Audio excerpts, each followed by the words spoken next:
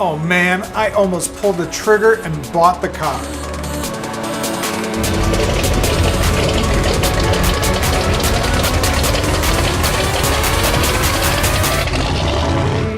Hi everyone, and welcome to the channel about building a kit car and other car topics.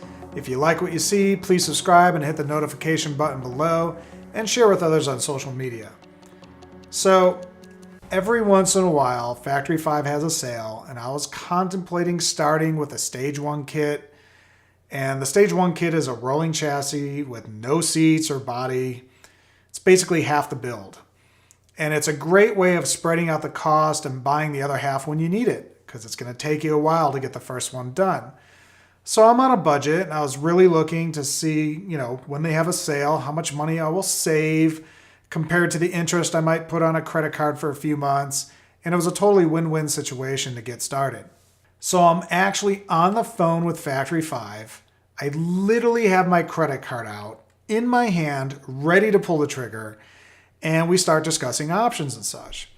And then he asks, well, where do you live? And I was like, Arizona. And he goes, okay, so shipping on that's going to be $1,800.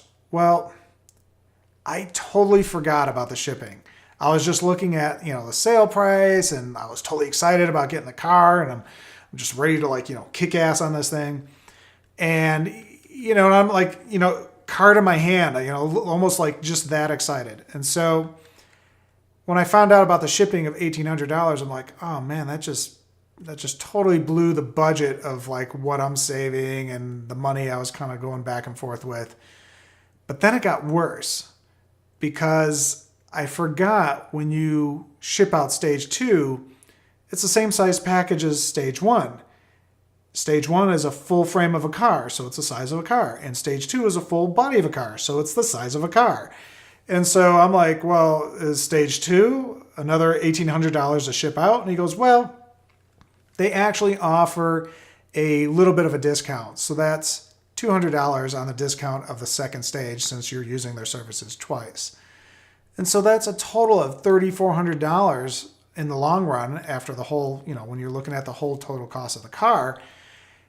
And I just did some investments for my business and stuff, and I was like, yeah, I can't do this at the moment. And so I actually bailed because I didn't feel comfortable spending that much money.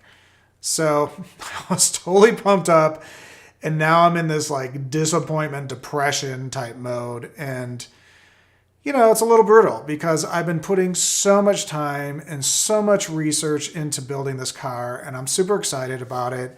And I've actually been driven around in one, and it's just something I really want to jump into. So it's a little disappointing, but I'm not going to let it get me down too much. And, I think the focus is I'm going to start with the engine, get this engine happening, and then we're going to move forward with the car as soon as possible. So thanks for listening, and hope I had better news for you guys today, but I don't. But if you love what you're seeing, please hit the subscribe and notifications, and have a great day.